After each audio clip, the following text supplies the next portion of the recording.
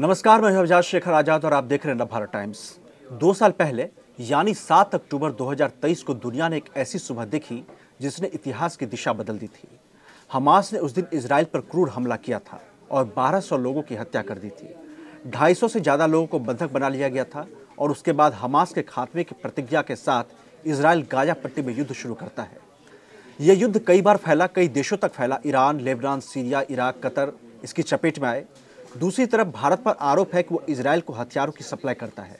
ऐसे में सवाल भारत की स्थिति को लेकर भी उठ रहे हैं।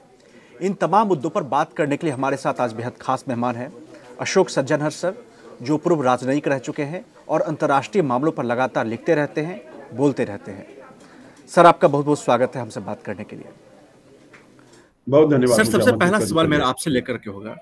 जी सर, सबसे पहला सवाल ये होगा कि गाजा युद्ध के 2 साल हो चुके हैं। 67,000 से ज्यादा लोग मारे गए हैं, हजारों लोग घायल हुए होंगे, भूखमरी है, अकाल है, तमाम तरह के हालात बन चुके हैं। आज की दुनिया भी ऐसा हो रहा है। जब हम बात करते हैं तो जब यूनाइटेड नेशन से अलग अलग संस्थाएं हैं, इंसानियत, मानवाधिकार को लेकर के तमाम तरह की बातें होती हैं, फिर भी इजराइल में की जो बमबारी है गाजा पट्टी में वो लगातार जारी रहती है। दुनिया इस युद्ध को रोकने में 2 साल के बाद भी नाकाम क्यों रहा है? जी, बहुत धन्यवाद फिर से मुझे आमंत्रित करने के लिए। देखिए, ये अभी बिल्कुल जिसे कहा जाए, आपने ठीक कहा है, जो 2 साल हो गए हैं, 60-65 हजार से ऊपर ऐसा वो माना जाता है लोगों की मौत हो गई है वहां पर। और हम सभी सामने देख रहे हैं कैसे नरसंहार हो रहा है और कैसे डिस्ट्रक्शन हो रही है। सारा इंफ्रास्ट्रक्चर है एकदम उसको रौंद दिया गया है, उसको एकदम निस्तनाबूद कर दिया गया है, मिट्टी में मिला दिया गया है। तो ये आपका कहना बिल्कुल ठीक है। और इसमें हम ये देखते हैं जो ऐसी युद्ध जो है वो काफी हद तक अब नॉर्मलाइज होते जा रहे हैं। देखिए, द्वितीय विश्व युद्ध के बाद ये सोचा गया था जो भी वॉर्स होंगी, छुटपुट वॉर्स को आप छोड़ दीजिएगा, परंतु अगर कोई बड़ी वॉर है, बड़े देशों के बीच में है, तो वो ज्यादा देर तक नहीं चल पाएगी है। 2-4 दिन, 10 दिन, 15 दिन के बाद किसी दोनों देशों में स्टैमिना नहीं रहेगा और वो उसको खत्म कर देंगे। परंतु हम देख रहे हैं जो आज का जो माहौल है और उसमें और जो वेपनरी आ गई है, उसका जो प्रयोग है, इस्तेमाल है, उसका जो किया जा रहा है, तो मतलब वो एट अ डिस्टेंस वेपन्स हैं जिनको प्रयोग करते हैं। आप हवाई बमबारी करते हैं वहां से और आपके अपने लोगों को इतना ज्यादा कुछ नुकसान नहीं पड़ता है। तो देखिए, इसका पहला तो अनुभव हमने किया वहां पर, तजुर्बा हमारा हुआ रूस और यूक्रेन में। वो भी हमारे देखिए सभी के ड्राइंग रूम में, बेडरूम में वो सब तस्वीरें आती रहती हैं जो कैसे हर रात को, और मतलब एक के बाद एक, अब 3.5 साल हो गए हैं वहां पर। यहाँ तो हम 2 साल की बात कर रहे हैं, वहां पर 3.5 साल से ऊपर हो चुका है। और वहां भी कितने लोग मारे गए हैं, कितना नरसंहार हुआ है। और ये बिल्कुल ही एक गाजा तो अगर आप कहा जाए एक छोटा क्षेत्र है जो जिसको कहा जाता था ह्यूमन प्रिजन बन गया है, क्योंकि वहां पर लोगों को ना बाहर आना जाना, उनकी रहने की जो हालात थे वो भी अच्छे थे पर इतने कोई बेहतर नहीं थे। आप कंपेयर नहीं कर सकते जो यूक्रेन में था। अब यूक्रेन को भी आप देखिएगा कितना बड़ा उसका क्षेत्रफल है, कितने ज्यादा। यहाँ पर अगर 2 मिलियन लोग थे तो वहां 40 मिलियन से ऊपर लोग हैं। वहां पर 8 मिलियन से ऊपर वो डिस्प्लेस हो गए हैं। तो बात यही है जो दुनिया की जिसे कहा जाए इसके बारे में सहनशीलता, सेंसिटिविटी एकदम खत्म सी हो गई है। जो बस देखते हैं सामने और उसके ऊपर उसका कुछ वो प्रभाव इतना नहीं पड़ता। और असल बात ये है क्यों ये हो जाता है, जो अगर यूएन सिक्योरिटी काउंसिल में, यूएन जनरल असेंबली में, तो आप इसको ले जाइए, आपकी चर्चा होगी और बहुत ही वन साइडेड आपको एक रिजल्ट मिलेगा वहां पर जब वोटिंग होगी। चाहे आपने यूक्रेन में देखा है या आपने इजराइल और हमास के बीच में जो गाजा में हो रहा है, 140 से ऊपर आपको वोट मिलते हैं जो ये इजराइल के ऊपर अंकुश लगाया जाए, बंदिश लगाई जाए, ये युद्ध को समाप्त किया जाए। वैसे ही आपको मिलता है यूक्रेन में भी 140-45 से ऊपर जो उनको। परंतु जब यूएन सिक्योरिटी काउंसिल में आते हैं तो सीज फायर की एक जो आपकी दरकार है, एक पेशकश है, उसको एक्सेप्ट नहीं किया जाता है, क्योंकि वहां के जो परमानेंट मेंबर्स हैं वीटो वील्डिंग मेंबर्स हैं यूएन सिक्योरिटी काउंसिल के, वो ऐसी कोई बात को आगे ले जाने नहीं देते हैं। जी सर, यही बात हो जाती है। यूएनएससी में भारत लगातार सुधार की मांग करता रहा है।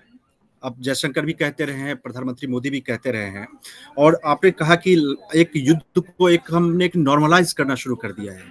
आपको लगता है कि यूएनएससी में सुधार का वक्त तो है ही है, अगर ये नहीं सुधरा तो शायद हो सकता है कि आने वाले कुछ साल में यूएनएससी अस्तित्व ही खत्म कर दे, जैसा कि प्रथम विश्व युद्ध के बाद हुआ था। जो बना था वो खत्म हो गया, फिर रोक नहीं पाई, दूसरा विश्व युद्ध हुआ।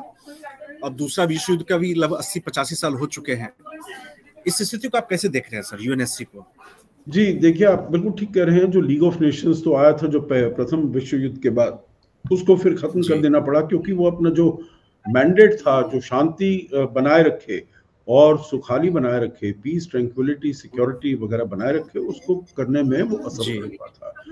अब हम देखते हैं जो यूएन सिक्योरिटी काउंसिल में भी अभी तक जो भी जहां भी हमने युद्ध देखे हैं, तो आइदर डायरेक्टली या एज प्रॉक्सी, डायरेक्टली तो मैं नहीं कहूंगा, यूक्रेन में भी कोई डायरेक्टली वैसा नहीं हो रहा है, परंतु as a proxy, direct involvement नहीं है वहां पर यूक्रेन में अमेरिका का, डायरेक्ट इन्वॉल्वमेंट यहाँ पर नहीं है इजराइल हमास के युद्ध का, परंतु फिर परोक्ष रूप से ना हो, परंतु पीछे से तो वो खड़े हुए हैं। जो अगर इजराइल के पास अगर समर्थन नहीं होता अमेरिका का यूएन सिक्योरिटी काउंसिल में, या उनको जो भी है आर्मामेंट, वेपनरी वगैरह जो मिल रही है, अगर उसमें उनको सहायता नहीं मिलती, तो इजराइल बिल्कुल इसको आगे कंटिन्यू करने में बिल्कुल भी असफल होता। और वहां पर अगर रशिया अपनी वीटो नहीं इस्तेमाल करता, तो जरूर कोई ना कोई वहां पर ये निष्कर्ष निर्णय निकलता जो इसको सीज फायर किया जाए वगैरह। तो इसका समय तो आ गया है जो यूएन सिक्योरिटी काउंसिल को रिफॉर्म किया जाए। आपने बताया, प्रधानमंत्री मोदी जी ने भी कहा है, डॉक्टर जयशंकर ने भी कहा है, और हमारा तो ये कहना है। देखिए 2014 में जब प्रधानमंत्री मोदी पहली मर्तबा यूएन जनरल असेंबली में गए थे, तो उन्होंने कहा देखिए ये 70वीं वर्षगांठ है, अभी तो हम 80वीं वर्षगांठ मना रहे हैं। उन्होंने कहा 70वें साल में हम उतर रहे हैं, एंटर कर रहे हैं, तो इसमें ये बड़ा अच्छा मौका है जो इसको आप एक्सपैंड करिए यूएन सिक्योरिटी काउंसिल को, क्योंकि it does not reflect the reality of the world today. जो बड़ी बड़ी शक्तियां थी 1945 में, बड़ी शक्तियां वो बहुत सी वो कम हो गई हैं, जैसे अब कनाडा हुआ, यूके हुआ, फ्रांस हुआ वगैरह वगैरह, तो इनकी तो महत्व बहुत कम हो गया है। और भारत उभर कर आया है चौथे नंबर पर, अब तीसरे नंबर पर आने के लिए अग्रसर है, और जापान है, और डेवलपिंग कंट्री से, विकासशील देशों से और भी हैं। तो इनको आज की रियलिटी में यूएन सिक्योरिटी काउंसिल को लाना चाहिए। और वो क्योंकि अब जैसे एक ये क्लब जैसा बन गया है, और जो परमानेंट मेंबर्स हैं वो और किसी को नहीं आने देना चाहते हैं उसके अंदर, तो इसीलिए ये दिक्कत है। आप जो कह रहे हैं जो क्या वो एकदम खत्म हो जाएगा, देखिए उसकी क्रेडिबिलिटी, विश्वसनीयता, उसके ऊपर तो बहुत बुरा धक्का लगा ही है, वो तो बिल्कुल मानने वाली बात है। परंतु अगर यूएन सिक्योरिटी काउंसिल नहीं होता है तो उसकी जगह क्या लेगा? तो मेरे जिसे कहा जाता है ना, अंग्रेजी में एक मुहावरा है, throwing the baby with the bath water. जो पानी तो गंदा है, उसके साथ अब बच्चे जिसको नहला रहे उसको भी आप बाहर फेंक देते। देखिए जो करना है वो रिफॉर्म करना है इसको, सिक्योरिटी काउंसिल को। और मैं समझता हूं जो जैसे जैसे दुनिया ज्यादा मल्टीपोलर बनेगी, मतलब ऐसा नहीं है पहले 45 साल 50 साल तक बाइपोलर थी, अभी फिर अमेरिका तो एक बड़ी शक्ति है, चीन भी उभर कर आ रहा है, परंतु बहुत सारे पोल्स आ रहे हैं। तो जैसे मल्टीपोलर वर्ल्ड बनेगी, वैसे वैसे मल्टीलैटरलिज्म का जो आवश्यकता है और ज्यादा होगी, क्योंकि अगर मल्टीलैटरल सिस्टम नहीं वर्क करता है तो यहाँ पर आप देखेंगे बहुत ज्यादा युद्ध होने की गुंजाइश बनी रहेगी। तो इसलिए मैं समझता हूँ कि चलते हुए ये जरूर इसमें बदलाव आएगा। एक चीज मैं समझ रहा था सर, इजराइल का युद्ध है गाजा में। जब बाइडेन प्रशासन हुआ करता था, उसने इजराइल को रोकने की बहुत कोशिश की थी बाइडेन प्रशासन ने। राष्ट्रपति बाइडेन ने खुद कई बार इजराइल को कहा था, कमला हैरिस ने भी कहा था, बावजूद भी इजराइल रुका नहीं। ट्रंप के साथ तो खैर बेंजामिन नेतन्याहू के एक अलग ही रिश्ते हैं। इजराइल अमेरिका डायरेक्ट इन्वॉल्वमेंट है, इसकी बात है ही, लेकिन आखिर इजराइल को वो शक्ति कहां से मिलती है, कहां से वो पावर आता है कि अमेरिका के कहने के बावजूद भी वो युद्ध को रोकता नहीं है, युद्ध को लगातार जारी रखता है? देखिए, एक तो चीज ये है जो अमेरिका का साथ है उसको, और अगर अमेरिका का साथ है तो काफी हद तक पश्चिमी देशों का भी साथ है उसको, उसका सपोर्ट है, चाहे फाइनेंशियल तरीके से या वेपनरी के तरीके से, कभी कुछ रोक लगा दी गई हो, अंकुश लगा दिया गया हो।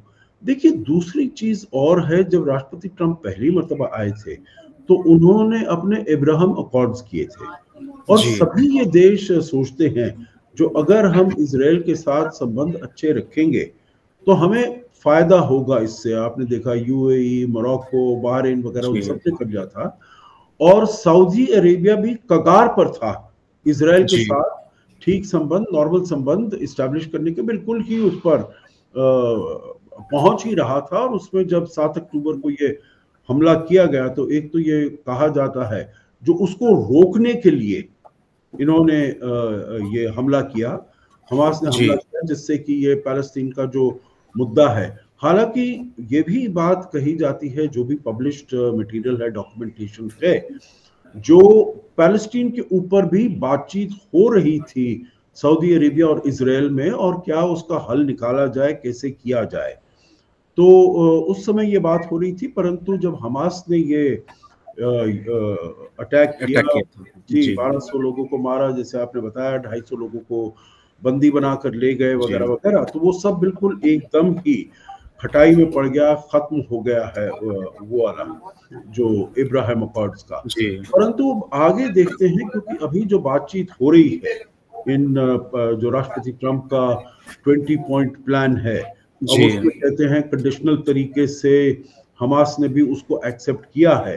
हालांकि कुछ 2-3 जो बहुत ही महत्वपूर्ण कंडीशंस हैं जो उन्होंने राष्ट्रपति ट्रंप ने लगाई हैं, जो आप डिसआर्म करेंगे वहां से और आप वहां से चले जाएंगे, आपका कोई रोल नहीं होगा इसमें, गाजा के फ्यूचर इसमें एडमिनिस्ट्रेशन में, गवर्नेंस में कोई रोल नहीं रहेगा।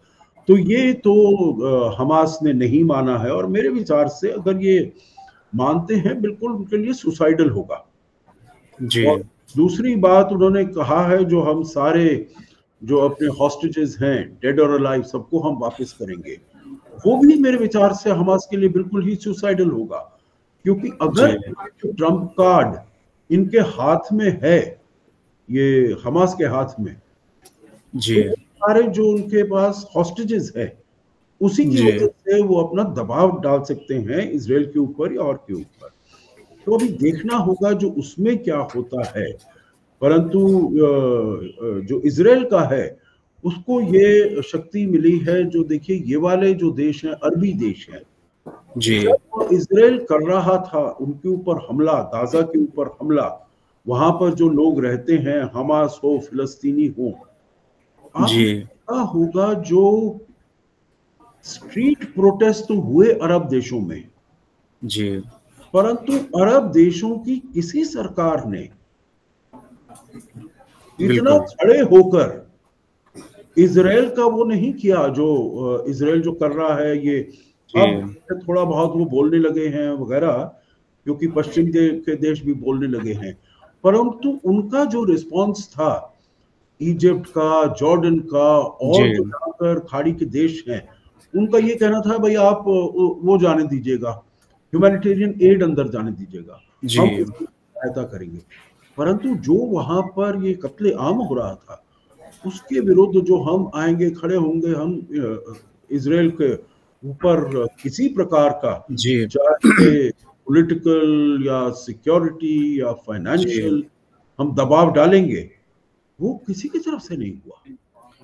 बिल्कुल सर, मैं इस यहीं पे जब कतर पे हमला होता है इजराइल का, तो सारे इस्लामिक देश एक साथ आते हैं, उनके बीच में आपस में बैठक होती है। सऊदी अरब ने पाकिस्तान के साथ समझौता तक कर लिया, ईरान कहता है कि मैं भी इस ग्रुप में ज्वाइन करूंगा। लेकिन फिलिस्तीन में युद्ध, जो गाजा पट्टी में युद्ध 2 साल से चल रहा है, लेकिन इस तरह की कोई बैठक नहीं हुई, कोई भी स्ट्रॉन्ग स्टेटमेंट नहीं हुआ। सऊदी भी चुप रहा, यूएई भी चुप रहा, सारे लोग चुप रहे। तो क्या इजराइल से डर की वजह, या फिर इस चीज को आप कैसे देख रहे हैं? जी, एक तो इसराइल से, क्योंकि देखिए जो भी लड़ाइयाँ हुई हैं, चाहे 56 में हो, 67 में हो, 73 में हो, या और भी जिसे वो कहा जाता है इंतिफादा वगैरह जो वहां पर हुए हैं, जी तो इसराइल काफी हद तक उनके ऊपर हावी रहा है।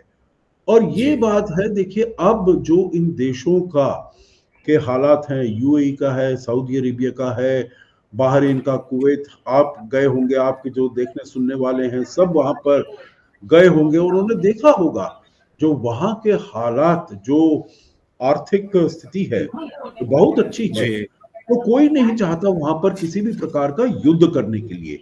देखिए मैं तो जी वहां पर था एक मरतबा, अभी 2-3 साल हुए हैं, जब मैं जी अबू धाबी में था, और उनका सऊदी का और यूएई का हुतीज के साथ ये युद्ध चल रहा था, वहां जी से मिसाइल आती थी। वहां पर एक मिसाइल गिरी हुतीज की अबू धाबी में, और जी एकदम टोटल कोहराम मच गया, किसी को वो नहीं हुआ, कोई हताहत नहीं हुआ, कुछ ऐसे नहीं हुआ।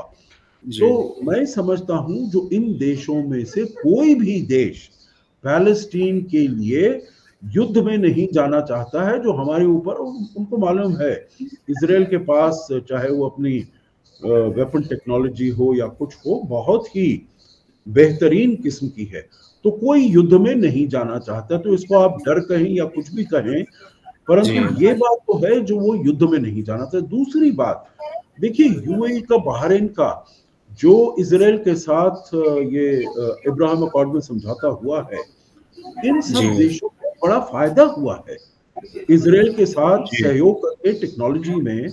और यूएई ने तो I2U2 बना लिया है, जी इसराइल, जी जी इंडिया, यूएई, यूएसए। उसके बाद बिल्कुल हम बिल्कुल देख सर। रहे हैं आईमेक का भी पॉसिबिलिटी है, India middle east Europe economic corridor, जी वो भी जी वहीं से बीच में से जाएगा, UAE, Saudi Arabia, Jordan, Israel वगैरह के बीच में से जाएगा। जी तो सभी लोग देख रहे हैं दैट पोस्ट दिस कॉन्फ्लिक्ट क्या हालात वहां पर होने वाले हैं, उससे हमको क्या फायदा होने वाला है। परंतु जी आपका कहना बिल्कुल ठीक है कतार, क्योंकि इसराइल केवल गाजा तक सीमित नहीं रहा, बिल्कुल। उसने लेबनान पर भी किया, उसने यमन पर भी किया, उसने ईरान पर भी किया, उसने सीरिया पर भी किया। छह ईरान छह की, इस्लामिक देश खुल रहे हैं, जी जी जी, बिल्कुल। और कतर आखिर में, तो कतर के ऊपर मैं आता हूँ जी अभी।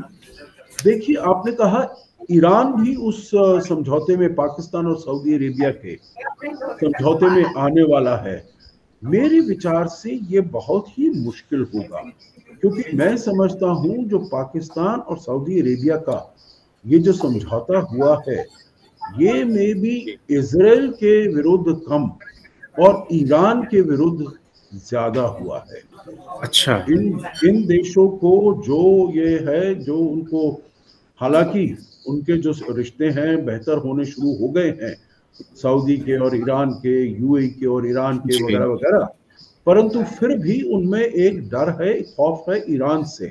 और इसीलिए आपने देखा होगा, जो चाहे यूएस ने ईरान के ऊपर हमला किया हो, इस्फहान, नतांज, इधर उधर जी सब जगह, इसराइल ने किया हो, इसराइल ने वहां पर उनके हमास के, जब उनका ये पिज़ेश्कियान साहब की जब ताजपोशी जी हो रही थी, तो तब उनके इस्माइल हमास के हानिया की। लीडर थी, उनको उन्होंने वहां जी पर खत्म कर दिया। कोई इतना ज्यादा ऑब्जेक्शन नहीं हुआ, बिकॉज जैसे किसी ने शायद कहा, चाहे हमास के विरुद्ध हो या ईरान के विरुद्ध हो, that Israel is doing a dirty work. भाई जी हमें ईरान से हमें खतरा है, ईरान का वो के विरुद्ध वो काम कर रहा है, हमास से हमको हमारी जो यहाँ पर एडमिनिस्ट्रेशन है, गवर्नेंस को है, उसको खतरा है, हमास के जी विरुद्ध वो काम कर रहा है, हिजबुल्लाह के विरुद्ध वो काम कर रहा है, तो हमें कोई इतना उसमें दिक्कत नहीं। पर जब कतर आता है, तो कतर जी तो देखिए एक सॉवरेन स्टेट है, और वहां पर से जाकर आपने वो होगा akin to violating the territorial integrity and sovereignty of a country. जी तो अगर ऐसा इजराइल करता है और उसने अगर ऐसी धमकी दी है, जो जहां जहां मेरे विरुद्ध के जो लोग हैं वो जी खड़े हैं, वो बैठे हैं, तो मैं उनके ऊपर हमला करूंगा, तो ये तो फिर सभी के लिए, चाहे तुर्की में कुछ जी लोग हों, चाहे और जगह कुछ लोग हों, सभी के लिए खतरा हो जाता है। तो इसीलिए जी इससे वो सब मोटिवेट हुए, और इसीलिए जब वो गए यूएनजीए के लिए, तो उन्होंने अमेरिका के राष्ट्रपति को कहा जो हम आपसे मिलना चाहते हैं, और आप ये बड़ा ऐसे एलिमेंट्स का एक पीस प्लान उनके बीच में बातचीत हुई, और आप ये देख रहे हैं। एक सवाल है सर, अभी भारत में कई जगहों पे प्रदर्शन भी हुआ है। रिपोर्ट्स में, कई सारी रिपोर्ट्स में कहा गया कि जो भारत जो है इजराइल को कई तरह के हथियारों की सप्लाई करता है, जिसमें कि ड्रोन भी है जो भारत और इजराइल मिलकर बनाते हैं, गोला बारूद भी हैं। आपको याद होगा 1-1.25 साल हो रहा है जब भारत से गोला बारूद का एक जखीरा जा रहा था, जहाज से स्पेन ने उसको अपने पोर्ट पे आने नहीं दिया था, फिर वापस चला गया था। इजराइल को सप्लाई कर रहा है, मतलब कुल मिलाकर गोला बारूद। इस चीज को आप कैसे देख रहे हैं कि भारत और इजराइल के बीच में जो समझौता है और हथियार की सप्लाई को लेकर के? देखिए, भारत और इजराइल के बीच के संबंध तो बड़े अच्छे हैं। भारत ने अपने संबंध जो हैं इजराइल और पैलेस्टाइन के साथ डीहाइफनेट कर दिए हैं। जो हम इजराइल के साथ अपने संबंध रखेंगे, जो उनसे हमारे नेशनल इंटरेस्ट को सर्व होता है, चाहे इंटेलिजेंस में, चाहे वेपनरी में। जब से हमने डाइवर्सिफाई शुरू किया रूस से, तो तब हम अमेरिका के पास भी गए, फ्रांस के पास भी गए, इजराइल के पास भी गए, और इजराइल हमको अच्छी सहायता करता है। और उसमें चाहे टेक्नोलॉजी के क्षेत्र में हो, चाहे एग्रीकल्चर के क्षेत्र में हो, चाहे ड्रिप एग्रीकल्चर या और भी किसी प्रकार के जहाँ पर इजराइल ने महारत हासिल की है, तो वो हमको सहायता करता है।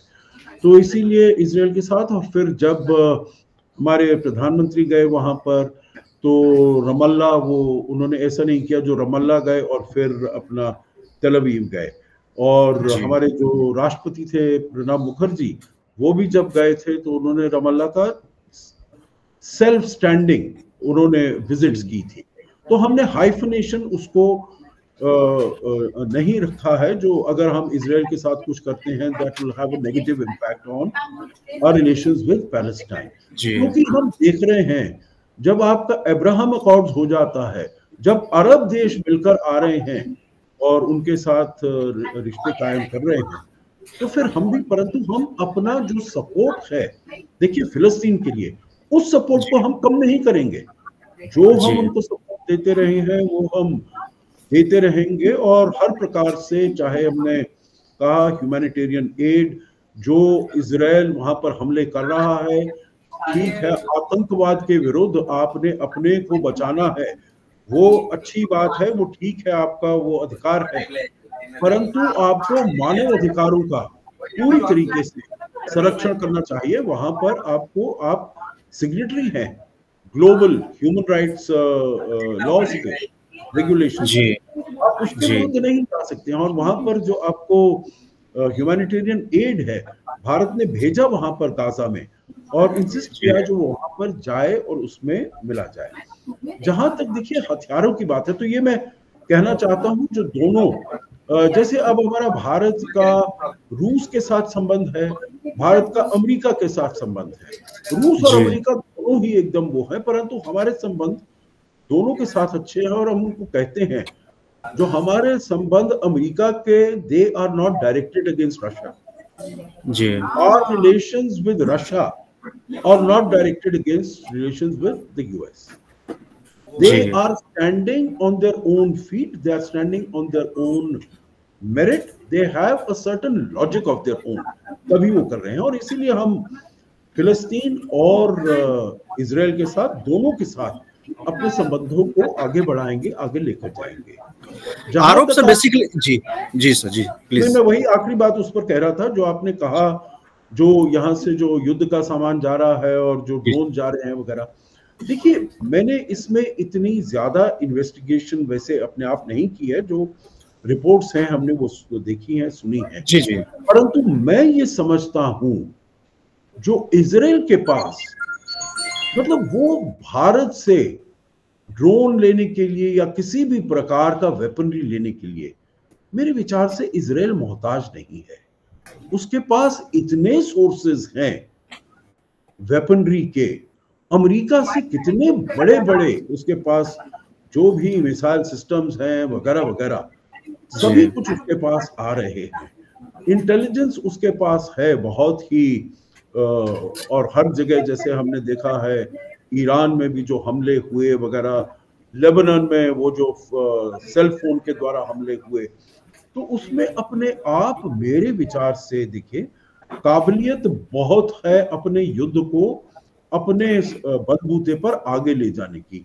भारत की सहायता को मेरे विचार से उसको जरूरत नहीं है, पर अगर भारत की कोई पहले कंसाइनमेंट रहा हो जो ट्रेड, क्योंकि हम तो इंपोर्ट करते हैं, हम तो मतलब डंके की चोट पर कहते हैं जो इजराइल से हमारे पास वेपनरी आ रही है वो तो नॉर्मल उसमें है, पर अगर पहले कुछ हमारा जाता रहा हो कंसाइनमेंट, वो पहुंचा हो, मुझे उसके बारे में इतना पूरा ज्ञान नहीं है, पूरा पता नहीं है, परंतु मैं नहीं समझता जो उनको they will be dependent in any significant way on weapon supplies from India. एक चीज और है सर, एक तर्क और दिया जा रहा है कि चूंकि ऑपरेशन सिंदूर में इजराइल हमारे साथ खड़ा रहा, इजराइल मेरे ख्याल से वो इकलौता देश था जो कि पूरी तरह से भारत के युद्ध का समर्थन जिसने किया था, तो तर्क ये दिया जाता है कि जब बाकी देशों ने समर्थन नहीं किया है और इजराइल ने हमारा समर्थन किया है तो भारत को अपना हित देखना चाहिए, और अगर भारत इजराइल के साथ टेक्नोलॉजी ट्रांसफर करता है या उसको युद्ध के मटेरियल्स देता है तो इसमें किसी को आपत्ति नहीं होनी चाहिए, जबकि हमारी जरूरत के वक्त में कोई हमारी मदद नहीं करता है।